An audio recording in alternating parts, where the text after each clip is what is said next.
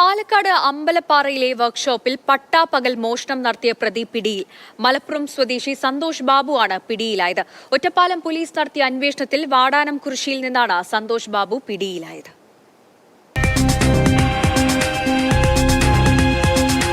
ഒറ്റപ്പാലം സ്വദേശി സുരേഷിന്റെ വർക്ക്ഷോപ്പിലാണ് മോഷണം നടന്നത്. പട്ടാപ്പകൽ സന്തോഷ് വർക്ക്ഷോപ്പിലെത്തുന്നതും മോഷണം നടത്തുന്നതും CCTVയിൽ വ്യക്തമായിരുന്നു.